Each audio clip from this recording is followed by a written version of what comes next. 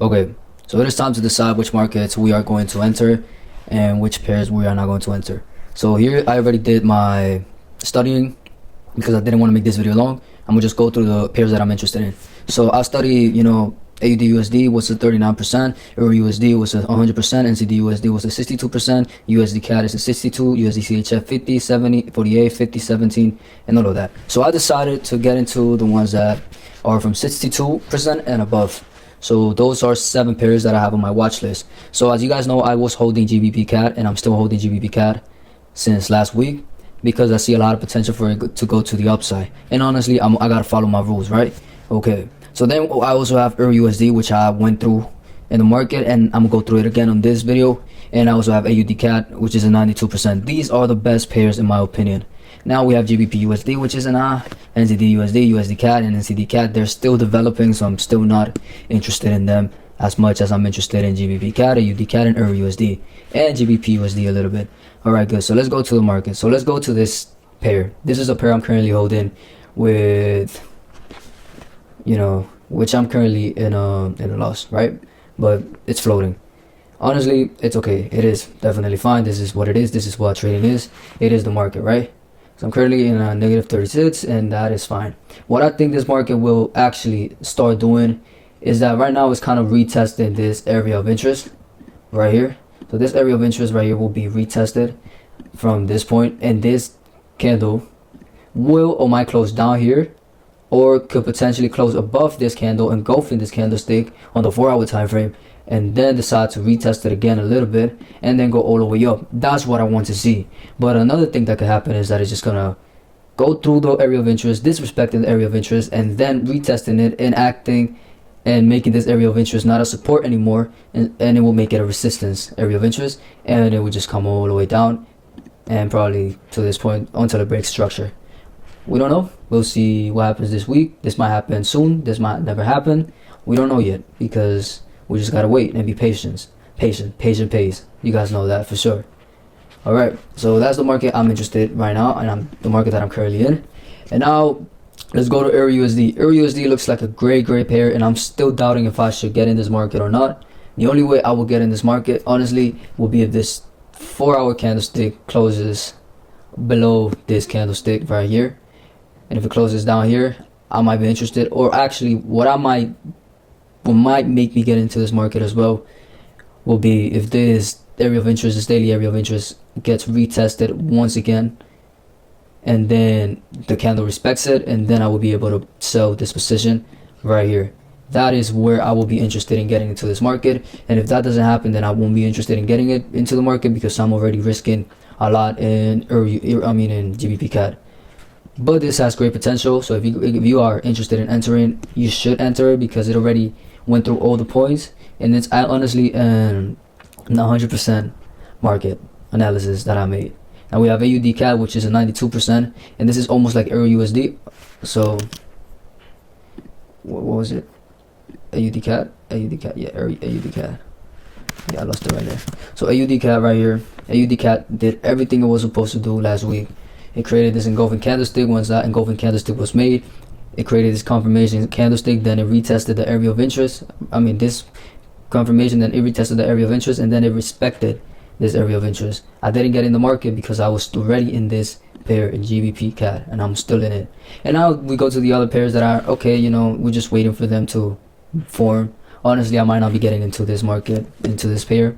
I believe it's bullish. I study it being bullish, but honestly it looks like it's disrespected this area of interest, and it's actually not doing what I wanted to do, so I'm not that deep into it. Then we have USD CAD.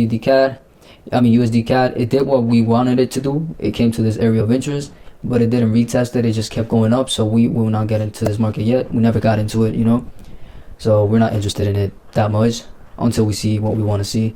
And then we have GBP USD. GBP USD might actually be a good market to go into, but GBP USD is a bearish market. And what I'm waiting for GBP USD is to currently come into this area of interest on the 4-hour time frame, and then retest it and respect this area of interest, and then I will be interested in getting into this market. Honestly, I see this engulfing candlestick that was created over here. Then confirmation candlestick happened. It even retested this, and then it just went through this area of interest. So what I'm waiting for it to do is just come back to this area of interest and then retest this area of interest and respect it. and then I will be interested in getting into it. If that doesn't happen, then I won't be interested. And then we have NZD CAD. NZD CAD actually created this engulfing candlestick on the daily time frame. Then on the 4-hour time frame, it created the confirmation candlestick, and then it retested this area of interest to the downside. But the problem is that NZD CAD is a bullish market and it's not a bearish market, meaning I don't have that potential. It doesn't have that potential to go to the downside based on my analysis. So what I'm waiting for this to do is to actually create sort of a head and shoulder right here. If that happens, then that would be good.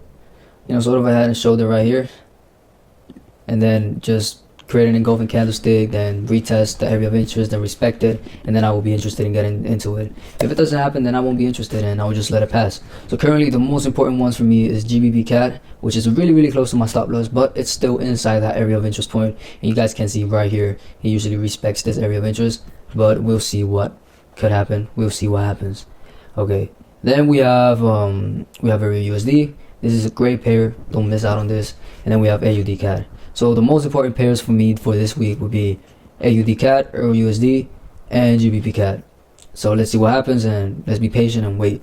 I'm gonna be making a video of my week and my daily trades and how the trade is going. So I'll be updating everybody. But this video is just me studying the markets and telling you guys which markets I'm interested in and which markets I'm not interested. So keep in touch. So by the way, that's something with trading is that, let's talk about trading a little bit. So trading it's hard.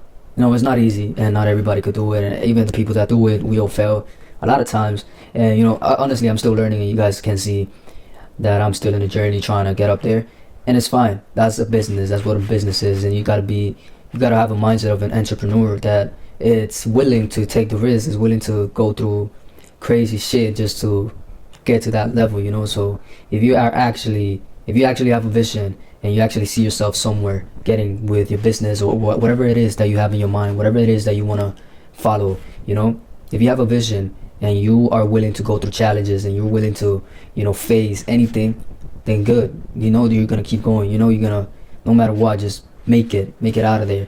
And that's it. And honestly, you just got to keep going, man. Never stop. Trading is where you will find yourself, and you will realize a lot of stuff from yourself, especially with greed, with a lot of emotions that you have. You know, you're going to be able to learn how to control your emotions, not only in trading but also outside of trading. Like, whatever made you mad before, you're going to be able to think about it, like, why is this making me mad? So is it worth it to be mad at that? Is it worth it to be angry with it? Whatever made you stressed, is it worth it to be stressed? What should I do, you know, to not be stressed or anything, you know? So you got to think about that. Trading helps you with that, you know. So once you create rules when trading, then you realize, okay, this is not just gambling my money away. This is actually me analyzing the markets and me realizing that I need to study the markets to be able to be profitable and to be able to have a plan. You got to have a plan when trading. You got to have a plan in your life to become somebody, to become something, you know. So that's all I'm gonna say. And honestly, just keep going, man. No matter what stage you're in, the beginning stage, the middle stage, the stage where you're almost there but not there yet, just keep going and never stop, because if you stop, then you'll never get there. Once you stop, is you giving up, and honestly, all the work you did before won't really matter because you just gave up, you know. So honestly, I'm gonna just say this: follow your dreams, follow the path you wanna follow, and never look back. Keep looking forward, keep going up, and no matter what people tell you, you just gotta keep going, man. Never stop, never stop. No matter what people say, no matter how people react to you, never stop. Okay, well, I'm glad you guys stuck in this video, and let's wait and see what the markets do this week.